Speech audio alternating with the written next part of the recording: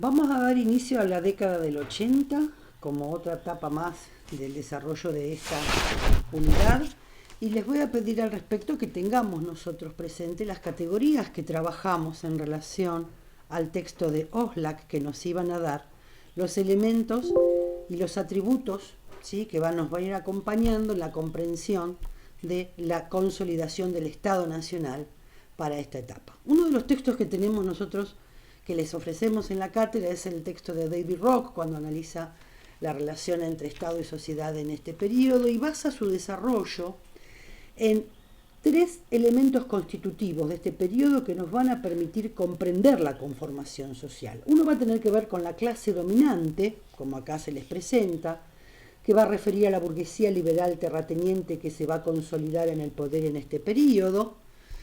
Otro factor fundamental es qué papel jugó el capital extranjero, fundamentalmente de Gran Bretaña, que va a hacer alianza, coalición y unión de intereses con este sector dominante, dado que Gran Bretaña estaba en su gran etapa de expansión de su revolución industrial y necesitaba a la vez de mayor, ¿sí?, cantidad de elementos de producción primaria, granos, carnes, alimentos.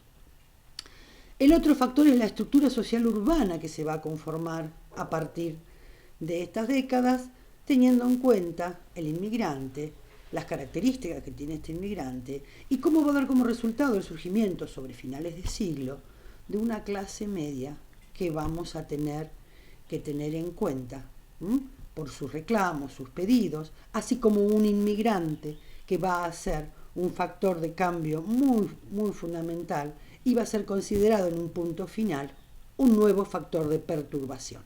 Pero vamos a ir despacio con cada uno de estos elementos.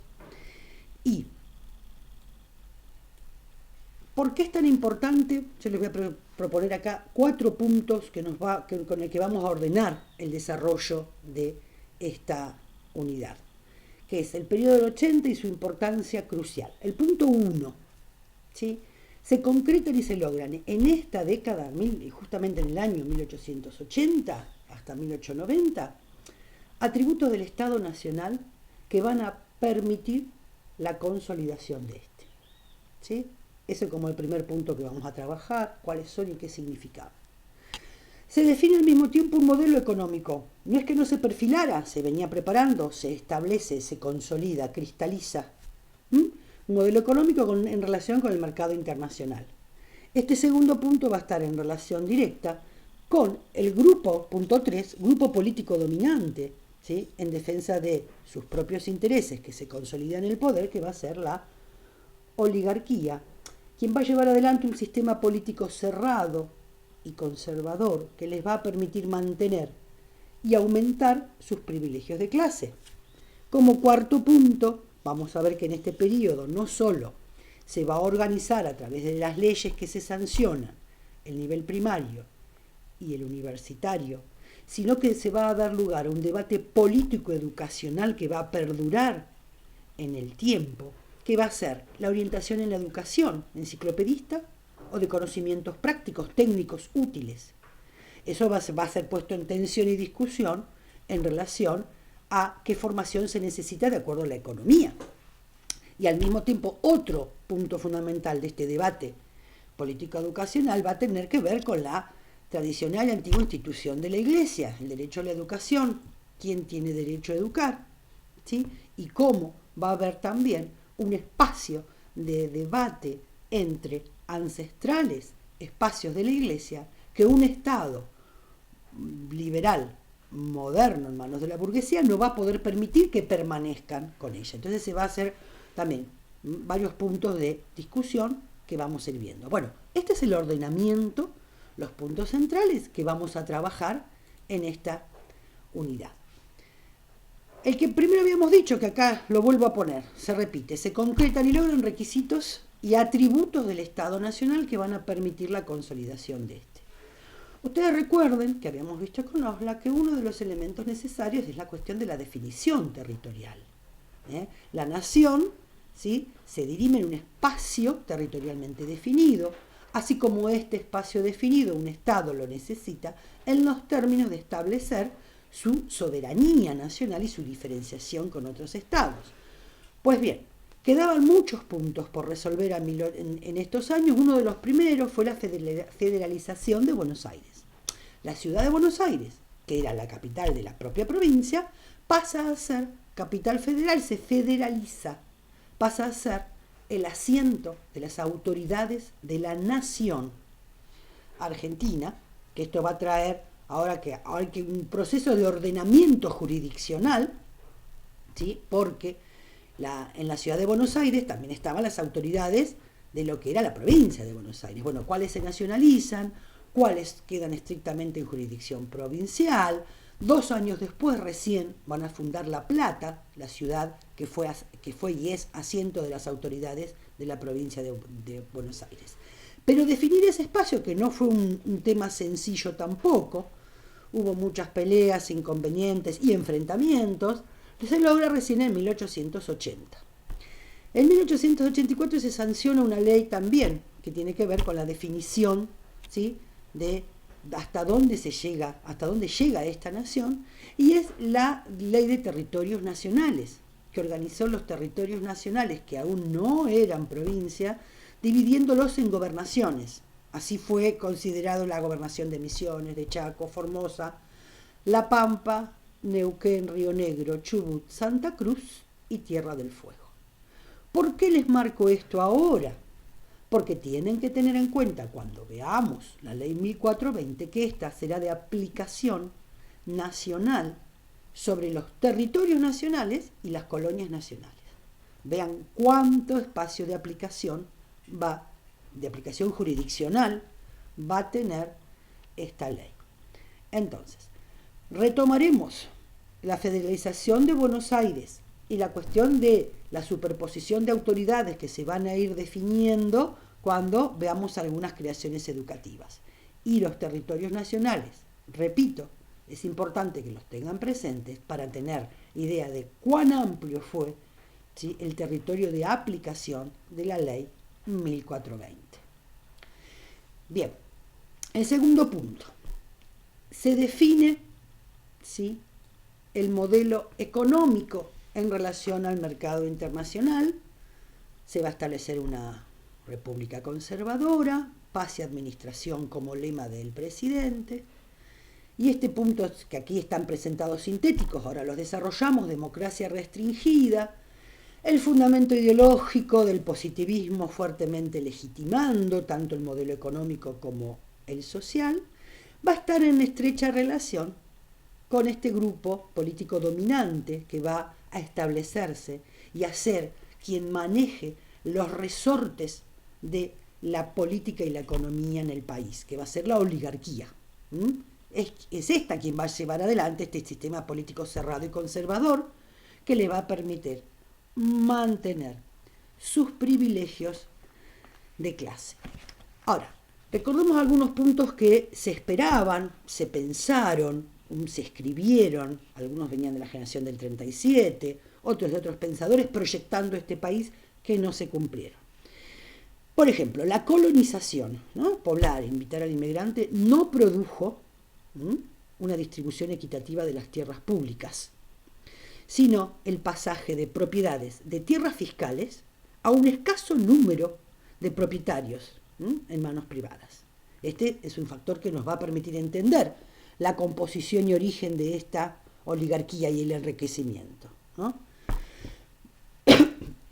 Otro, los ferrocarriles se extendieron según las necesidades de los sectores agroexportadores y no según un criterio racional de desarrollo equilibrado.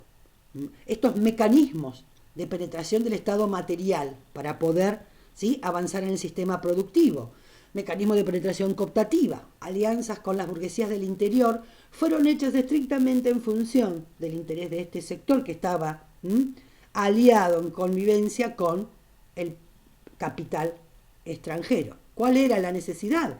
Sacar en forma rápida y eficiente la producción primaria de Argentina a través del puerto hacia afuera. Por eso, si ustedes miran cómo está trazado el diseño de la distribución de los ferrocarriles en Argentina, es una distribución radial, es decir, radios que convergen en un solo punto, que va a ser el puerto de Buenos Aires. No hubo una distribución de cómo poder conectar más puntos entre sí que permitieran desarrollos más parejos al interior.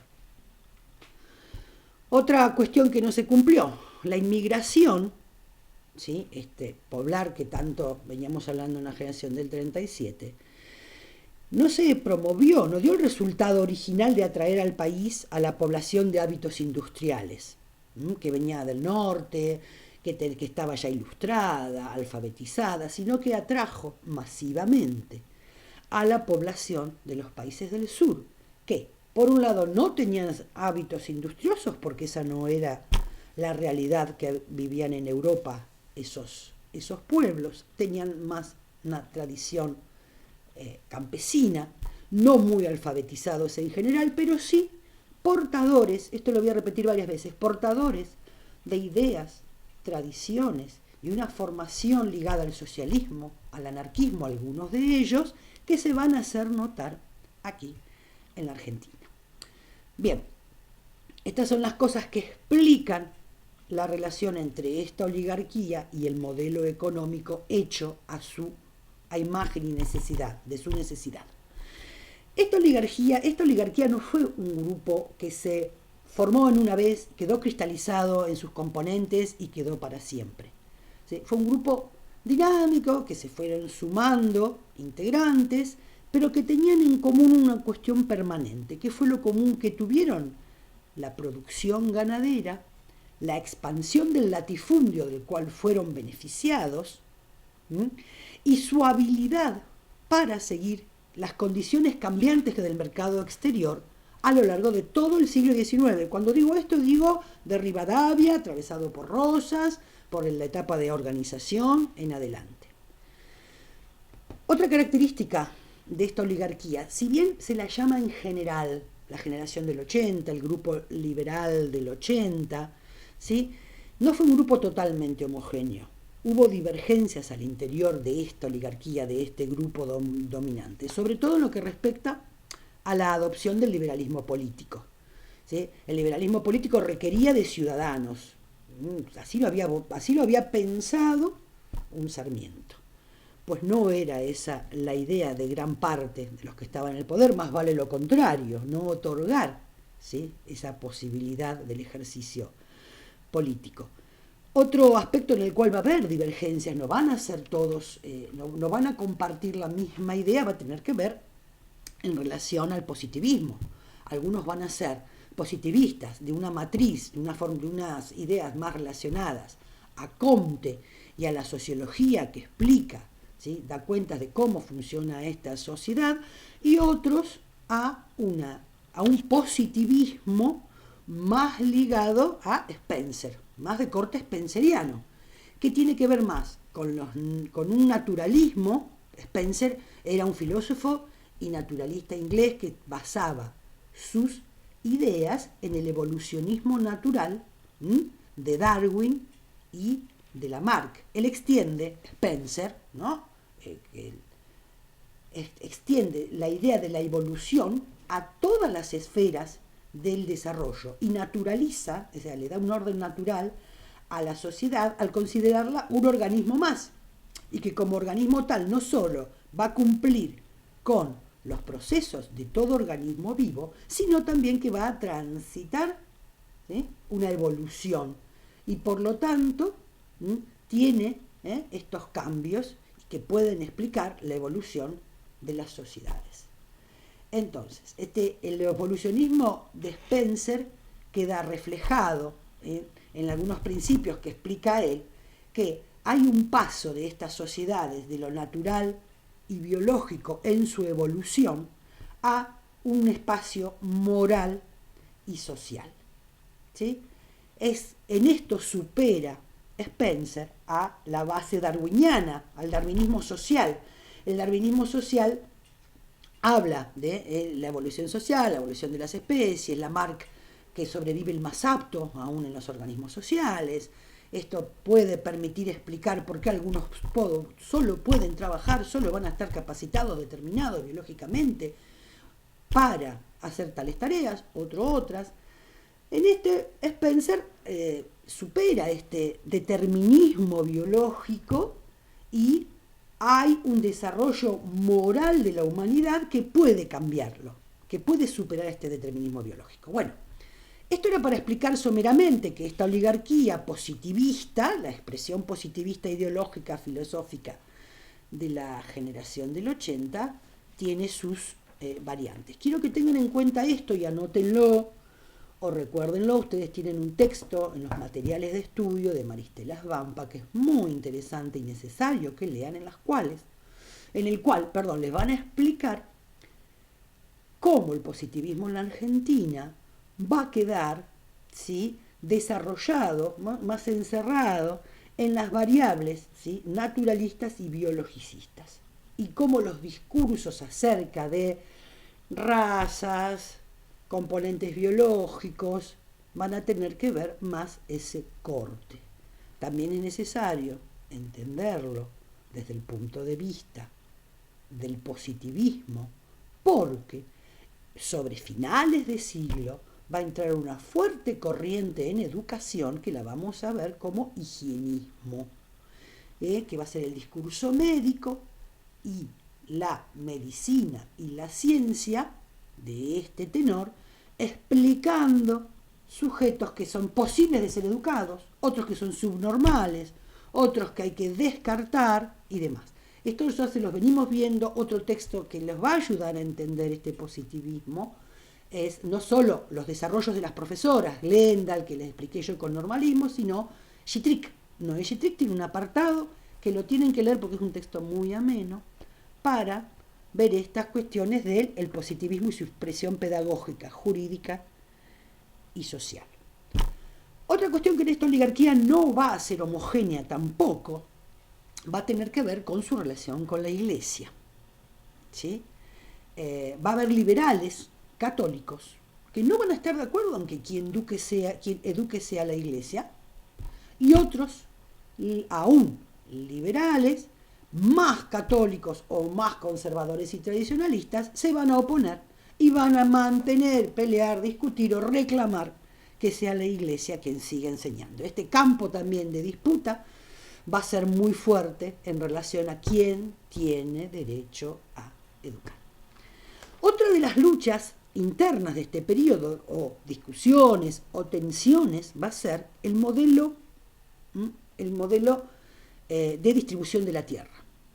Aquel modelo norteamericano del desarrollo capitalista del agro en pequeñas granjas, el pequeño propietario campesino del que hablaba, que había visto con muy buenos ojos, y era el modelo que más defendía un Sarmiento, ¿sí?, ese modelo versus o contra, ¿sí?, la instalación, modelo, el camino prusiano que se llama, un modelo de grandes haciendas convertidas ahora en empresas modernas, pero manteniendo el latifundio, ¿sí?, de las viejas propiedades de carácter feudal, convertirlas en latifundios modernos de carácter burgués, en un sistema capitalista, pero estas grandes extensiones en pocas manos, o grandes extensiones distribuidas en pequeñas unidades productivas.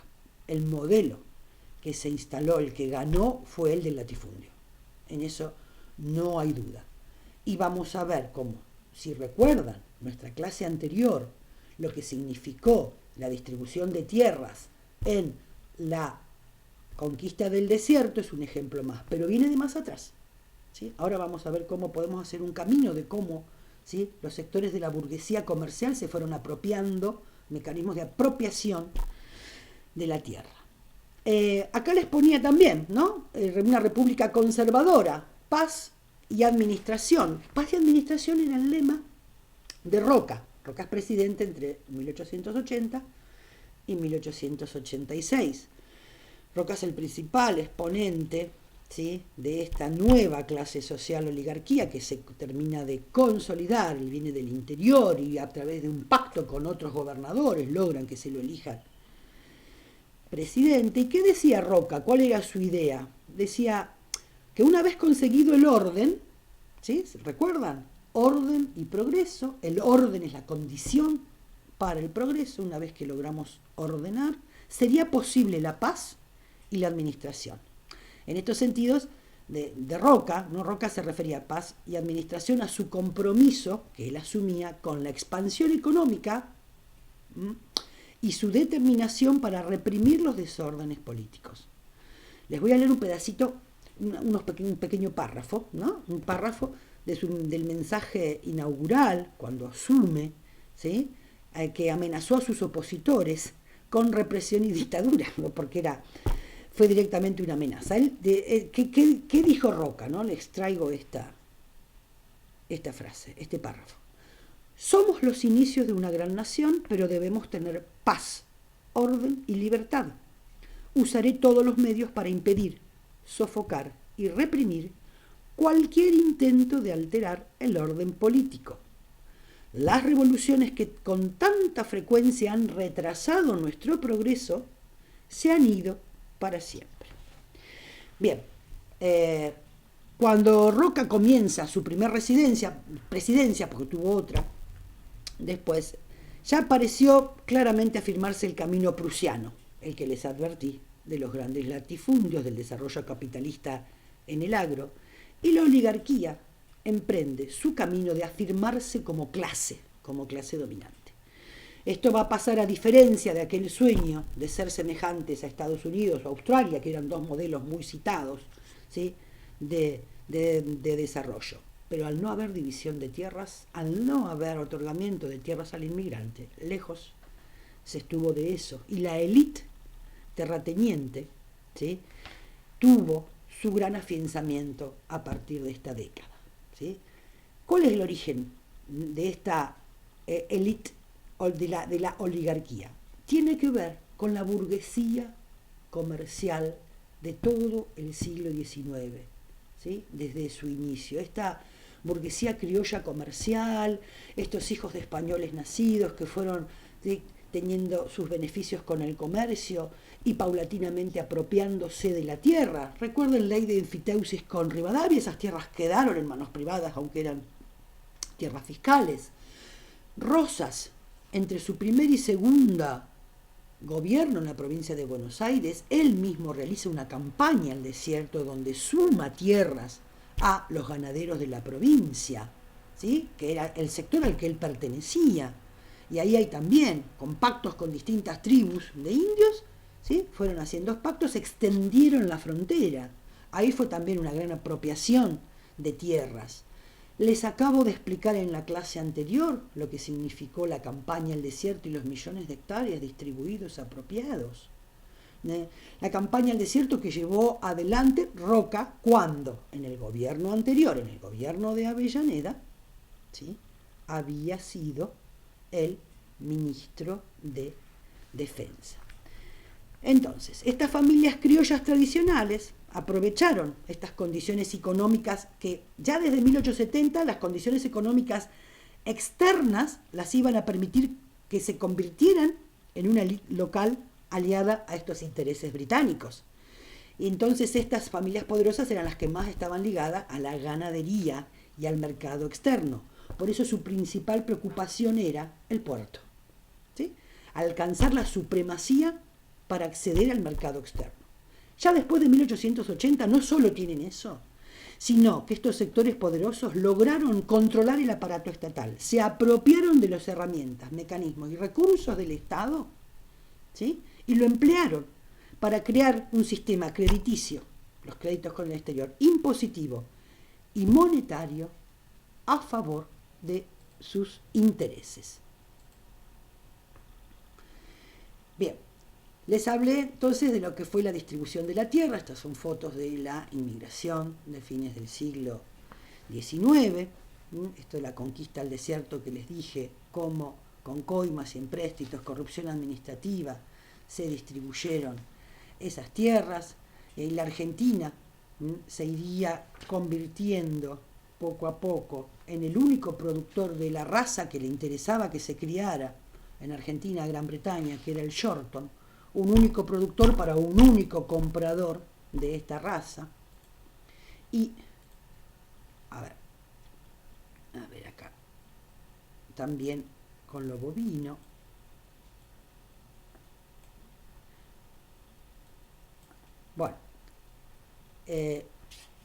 quería que leyeran bien acá, ¿sí? Esto termina diciendo con carne enfriada de más calidad, como también se incorpora la ganadería ovina. Pero estas políticas de distribución de la tierra, de no distribución de la tierra, ¿sí? Junto a un sistema de arriendo de la tierra, es decir, estos inmigrantes al no ser propietarios debían arrendar la tierra. Era un contrato de alquiler de la tierra que contenía cláusulas leoninas en cuanto a tiempo e intereses. Tenía formas casi feudales de ligar a estos trabajadores a la tierra y cómo permitían, ¿sí?, que estos arrendatarios, generalmente casi todos inmigrantes, trabajadores de la tierra, tuvieran que dejar en más de un momento, en más de una vez, los campos ya sembrados de alfalfa para retirarse de ellos porque los echaban y pasar esos campos que estaban destinados tal vez a la agricultura, pasaban a la cría del Yorkton. Esto complicó mucho el afincamiento de los inmigrantes a la tierra. Esto los complicó en que se dedicaran al agro y generó un fenómeno no deseado, pero obviamente generado por la misma política, que tiene que ver con el fenómeno de urbanización temprana. Se afianzaban los inmigrantes en las ciudades y o alrededor, ¿sí?, de estas grandes ciudades. Estas ciudades que estaban en pleno proceso de crecimiento, que recibían cantidades de inmigrantes que no estaban preparados para absorber, ni en cuanto a servicios, ni en cuanto a habitacionales, ni en cuanto a condiciones de vida, fue un foco de aumento de la conflictividad que luego la vamos a ver sobre fines de siglo claramente como un problema que vamos a llamar la cuestión social. Estos inmigrantes, además de su mano de obra, de su trabajo, quiero que vean bien acá, si puedo, ahí. Me interesa que vean bien el nombre de esta foto sobre la cooperativa. Les dije que habían traído, ¿sí?, ideas asociacionistas. Muchos de ellos o algunos eran anarquistas, socialistas, comunistas.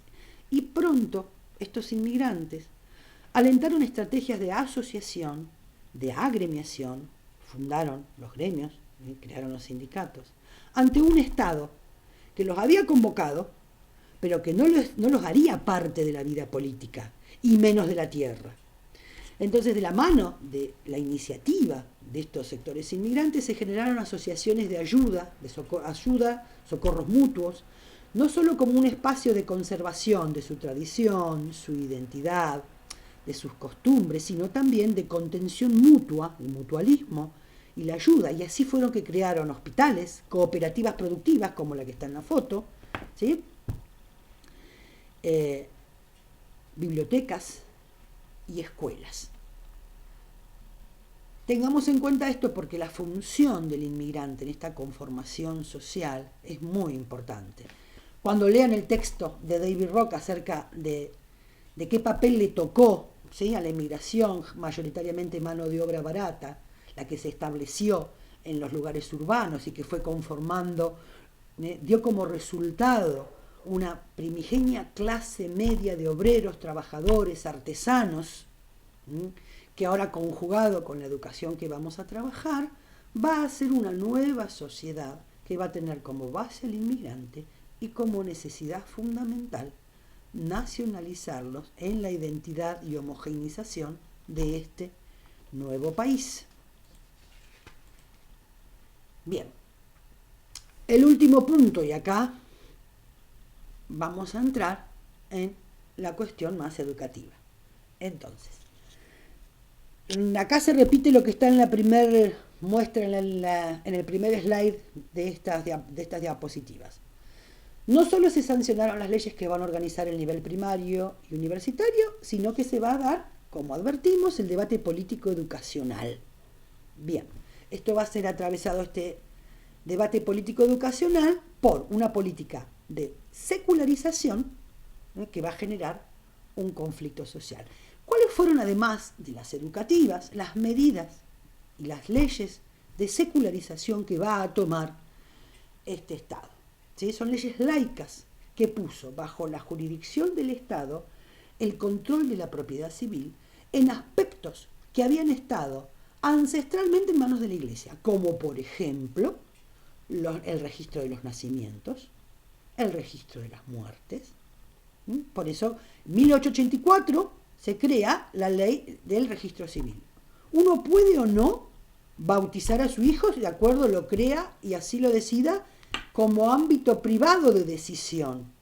Pero las leyes y la vida pública, ven la diferenciación de las esferas, obliga o lleva a que deban inscribirse los que nacen en el registro civil.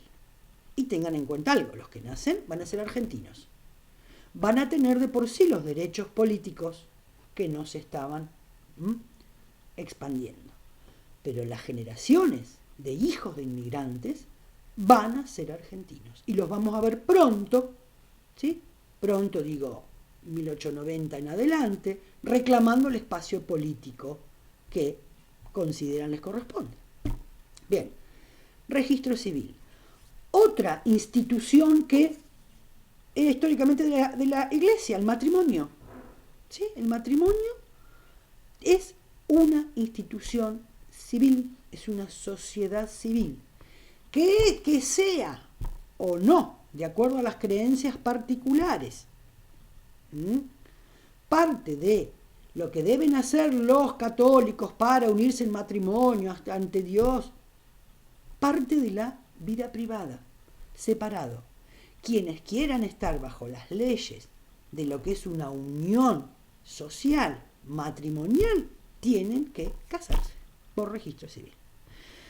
Bien, esto generó muchísimos conflictos, no solo al interior de los mismos liberales, las damas de sociedad, de estos de esposas o mujeres acomodadas, de buen pasar, católicas todas, ¿sí? Fue uno de los grupos que más reticencia puso a estas leyes, y acá va a estar en el medio la ley de educación común que vamos a ver. Se termina estos conflictos con la expulsión del representante diplomático del Vaticano en Argentina, que era el nuncio apostólico Matera. Esto lo vamos a ver también después, ¿sí?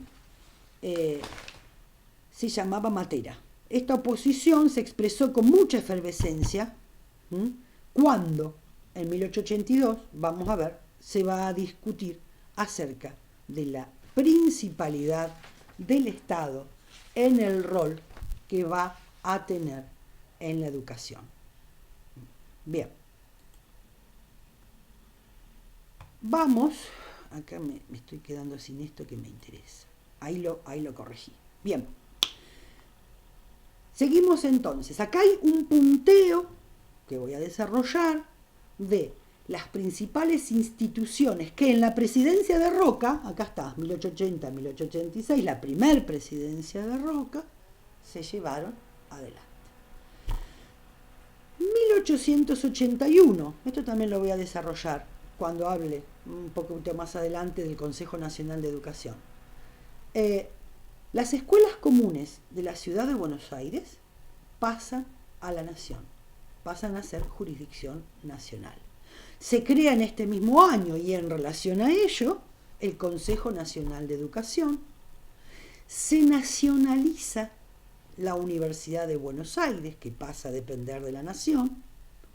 Se va a organizar un congreso académico, un congreso pedagógico para discutir sobre la educación, que de aquí van a salir principios, posturas, que se van a ver reflejadas en la Ley de Educación Común 1420, y va a ser el espacio de mayor confrontación de liberales y católicos. Se va a crear en la Escuela Normal de Paraná el primer departamento infantil, que se va a llamar, como los nombres originales europeos, era el Kindergarten Normal, ¿sí? Este plan que duró desde 1883 hasta 1887, porque luego fue suprimido. Con un poquito más de detenimiento lo vamos a tomar en los desarrollos especiales para los compañeros de nivel inicial. Pero ya en 1883, la idea de esta primera infancia necesariamente educada en instituciones ya es un tema y una primera experiencia. 1884 se sanciona la Ley de Educación Común, 1420, de educación mixta, y en 1885 la Ley Avellaneda. Les había advertido en el punto 4 que no solamente se van a sancionar las leyes que organizan y estructuran el sistema educativo en el nivel primario, como la Ley 1420, sino también en el nivel universitario, como la Ley Avellaneda. Hago acá una aclaración y quiero que lo anoten. La Ley Avellaneda de 1885 se sanciona en la primer presidencia de Roca. Se llama Avellaneda, se conoció con el nombre de Avellaneda porque en este periodo Avellaneda era el ministro, ¿sí?, de Instrucción Pública. Tuvo varios ministros Roca. La Ley Avellaneda fue por iniciativa de este ministro. Pero no confundan, no le adjudiquen a la presidencia de Avellaneda del periodo anterior esta ley. Forma parte de las leyes de la generación del 80. Vamos a ir desarrollando estos temas. Bien. Yo les expliqué que se capitalizó Buenos Aires, ¿sí? Buenos Aires pasó a ser capital de la nación. Luego de esta capitalización de Buenos Aires, el gobierno nacional tuvo que hacerse cargo de todos los problemas de la administración de la ciudad y con ello de las escuelas. En 1881 se produjo ese traspaso de las escuelas primarias y a efectos de organizar su gobierno y dirección fue dictado un decreto por el cual el Congreso de la Nación, ¿sí?, iba a tener que dictar una ley de educación común, pero hasta tanto esa ley se dictara, ¿sí?, se iba a hacer cargo de la administración y se iban a seguir rigiendo, a pesar de que se hacía cargo, pero esas escuelas se iban a seguir rigiendo por la ley de la provincia de Buenos Aires, que también hablaba de educación mixta, común, gradual, de 6 años, es una ley provincial, se va a seguir rigiendo por esa ley, pero la administración la iba a hacer este nuevo órgano que se creó, que era el Consejo Nacional de Educación. Este decreto por el que se crea el Consejo Nacional de Educación, ¿sí?, que se llamó primero Consejo General de Educación, luego pasa a Nacional, en un artículo, ¿sí?, crea a este consejo y le da atribuciones. Nombra presidente a Sarmiento. Sarmiento venía siendo, en el periodo después, en el periodo de organización nacional, antes de ser presidente, fue director general de escuelas de la provincia de Buenos Aires. Ahora se lo convocaba para ser el director del Consejo Nacional de Educación. Y este consejo, que se iba a hacer cargo de los fondos, útiles, pertenencias, del departamento escolar de la capital federal, ¿sí?, iba, ¿sí?, a transferir las funciones, la provincia, a este consejo, y también iba a tener injerencia, control, acerca de las subvenciones que la nación le daba a las provincias. Recuerden que ya en la presidencia de Sarmiento habíamos explicado que el gobierno nacional otorgaba subvenciones a las provincias para que desarrollaran la educación primaria. Bien, también este Consejo Nacional de Educación, a cargo de Sarmiento, iba a tener control sobre ella. Se le encargó también que elabore un informe acerca de la situación de la educación primaria y un proyecto de ley que debía presentarse a la nación. No era Sarmiento solo, tenía, ¿sí?, vocales en este consejo que se abocaban al tema.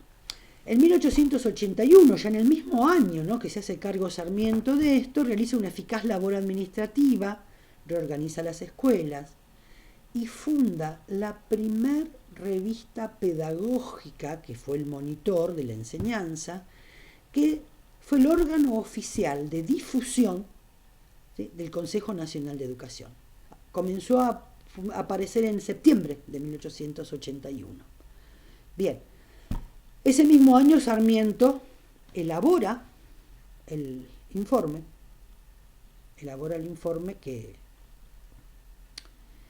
hablaba de la situación de las escuelas, las subvenciones, y el ministro de Educación de ese mismo año, Pizarro, ¿sí?, le propone y acuerdan convocar a un congreso pedagógico. Bien, entonces, este Consejo Nacional de Educación es importante porque es el primer órgano, ¿sí?, de conducción de la educación a nivel nacional.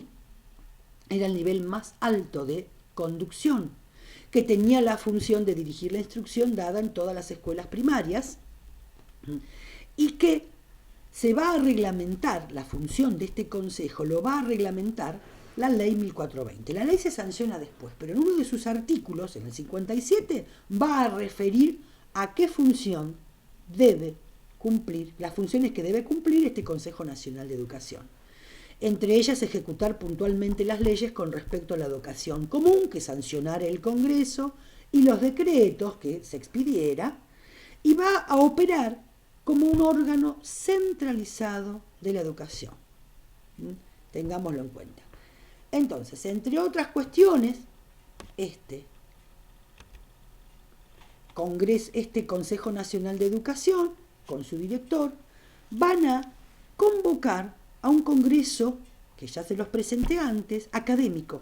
No es legislativo, es un congreso académico, es un congreso pedagógico, un congreso, ¿sí?, para que profesores y personas competentes traten en conferencias y discusiones pedagógicas cuestiones a la enseñanza y a la educación popular, con el objeto de impulsarla y mejorarla.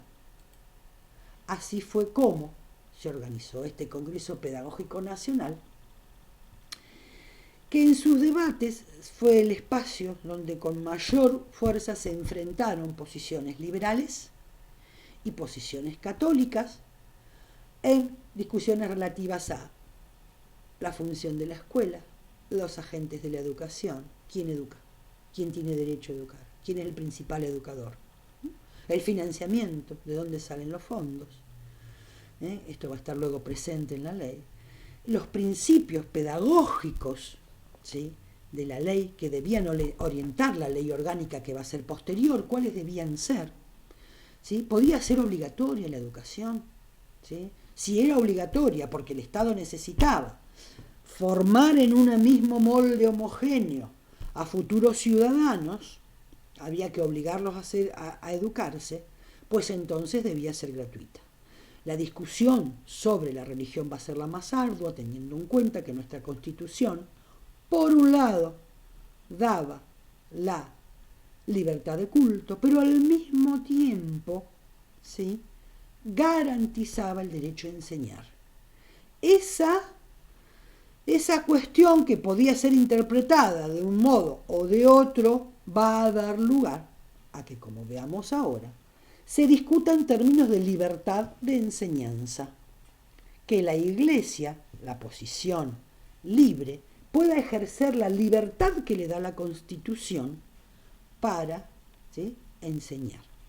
O va a haber, en ese caso, posiciones liberales que van a responder por qué un Estado es el que debe educar. Yo seleccioné dos pequeños párrafos en relación a las fuentes del Congreso Pedagógico Nacional, que ustedes deben leer y para el cual tienen material, pero como ejemplo, en este desarrollo, un párrafo de Onésimo Leguizamón, de posición liberal, en su discurso de inauguración del Congreso, decía: a medida que las sociedades avancen, la educación tiene que ser su objeto primordial y supremo, porque sólo por su medio puede realizar los pueblos la perfección a que ellos anhelan. La escuela es el vestíbulo de la asamblea electoral. Entre la banca del niño y la boleta del elector hay una sola solución de continuidad. La escuela prepara al elector, porque la escuela forma al hombre moral y enseña al ciudadano a conocer su propio papel en la vida pública del país. La posición católica, ¿sí?, decía, por ejemplo, ¿sí?, Varela, uno de los congresistas: desde que la Iglesia constituyó a la familia, la familia instituyó la escuela. La familia es la creadora verdadera de la escuela. El niño que no puede ser educado por sus padres y que necesita ser educado debe ir a alguna parte. Es de esa necesidad puramente de la familia, no del municipio, que ha nacido la escuela. Entonces, ¿por qué queremos entonces entregársela a la nación? ¿Qué es lo que está aquí atrás? Es la discusión, tenemos derecho a educar. Y ellos se basaban, los católicos, ¿no?, en las posiciones de las encíclicas que el Papa León XIII había dictado por aquellos años, en que consideraban que la familia es la primera educadora, pero es una sociedad imperfecta, que la sociedad perfecta que debe orientar, ayudar a la familia es la Iglesia, y que a la vez la Iglesia basa su derecho a educar porque es la portadora de un mensaje de salvación, de la purificación del alma, de los pecados y de... Entonces, es la Iglesia como sociedad perfecta quien debe hacerse cargo de la educación. La posición liberal, ¿sí?, decía, es una cuestión de Estado. No podemos nosotros dejar librados a que se eduque a nuestros futuros ciudadanos, ¿sí?, con ideas monárquicas, adversas a la República. En fin, vamos a después terminar de desanudar qué significa este ciudadano para esta primer década, esta primer puesta en marcha de un sistema educativo. Pero, por lo pronto, estas son las posiciones que se dirimieron en el Congreso Pedagógico Nacional y que va a ser las decisiones, las discusiones de ese Congreso Pedagógico, en la cual tienen prevalencia la posición liberal. La escuela no tiene que enseñar contenidos religiosos, debe mantenerse neutra. Se va a expresar en la Ley de Educación Común 1420 del año 1884. Los antecedentes son este Congreso Pedagógico que estamos diciendo y la Ley de Educación Primaria de la provincia de Buenos Aires de 1875, donde ya en ella se van a establecer algunos principios, como les adelanté, de gradualidad mixta, por eso es educación común. Esto es todo un avance, ¿sí?, hacer escuelas de niñas y niños juntos. Bien, esta ley fue promulgada en 1884, regulaba el funcionamiento de la escuela elemental en todo el país y definía la función de las escuelas y los maestros. La discusión acerca de la jurisdicción que debía tener esta ley se dio con mayor fuerza, no en el Congreso Pedagógico, sino en el debate parlamentario de la ley, que ustedes tienen ese análisis sobre los debates parlamentarios, un texto de Weinberg, en lo cual desarrolla los puntos: gratuidad, obligatoriedad, nuevamente, jurisdicción, por qué provincial, por qué nacional. Recordemos que las provincias, por artículo 5 de la Constitución, debían hacerse cargo de la educación primaria. Entonces, la jurisdicción de esta ley nacional iba a ser sobre capital, territorios y colonias nacionales. Si pudiéramos ver en el mapa o recuerdan la cantidad de territorios nacionales que presentamos, era muchísimo más amplia que la educación destinada a las provincias, porque las provincias eran menos cantidad de territorio.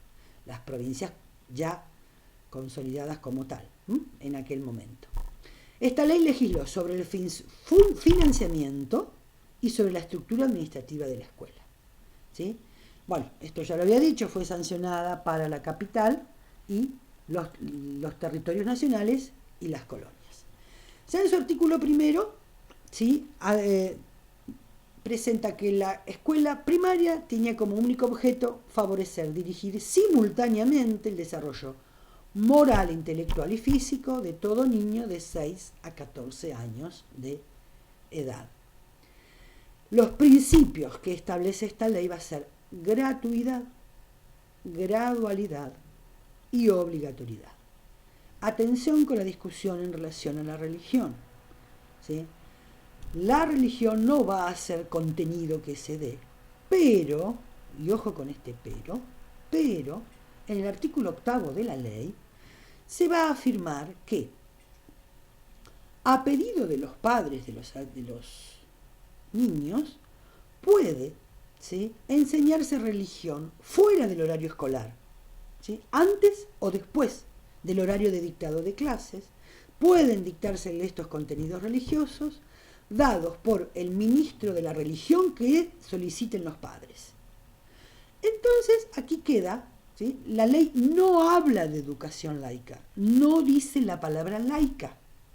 La laicidad de esta ley, que se la conoce como la ley 1420, laica, gratuita y obligatoria, ¿sí?, ese es como un nombre todo junto que se la conoce, tiene que ver con la neutralidad que se desprende de este artículo, pero no la establece puntualmente como laica.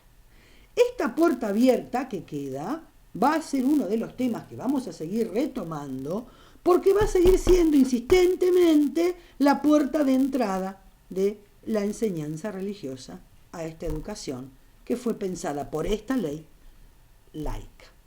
Bien, estos son los principios políticos pedagógicos. Un Estado que necesita incorporar al inmigrante, nacionalizarlo en los términos de la identidad nacional. Vamos a nosotros seguir viendo, luego vamos a retomar las categorías que nos dio Oxlack para, ¿sí?, volver a recordarlos y analizar con ella nuestro desarrollo. Bien, la estructura de conducción de la educación, según la ley 1420, ¿sí?, van a ser 4 niveles. El primer nivel, el mayor nivel de conducción de la educación nacional va a ser el Consejo Nacional de Educación. Este iba a dividir los territorios nacionales y la educación en consejos de distritos, en los cuales iban a enviar y estar controlados, supervisados por un cuerpo de inspectores, que es el tercer nivel de conducción de la educación, y el último eslabón de esta conducción iban a ser los maestros. Esto está establecido en la ley. ¿Qué va a pasar? Los consejos de distritos van a estar a cargo en las distintas regiones alejadas del país, piensen desde los territorios de la Patagonia hasta el norte del Chaco, tenían que estar dirigidos por vecinos letrados, capacitados. Era muy difícil conseguirlo. Fue fundamental para la gran heterogeneidad, distancia y dificultades, sobre todo en los territorios nacionales bien alejados del Consejo Nacional de Educación en Buenos Aires, el accionar de los inspectores, quienes no solo hacían de nexo, fueron los portadores de la civilización que el Consejo Nacional de Educación mandaba, sino que ayudaba también a la población y fundamentalmente a los escasos maestros que había. Corto un segundo esta clase, la retomo inmediatamente en la que viene por una cuestión de programación de grabación, pero seguimos.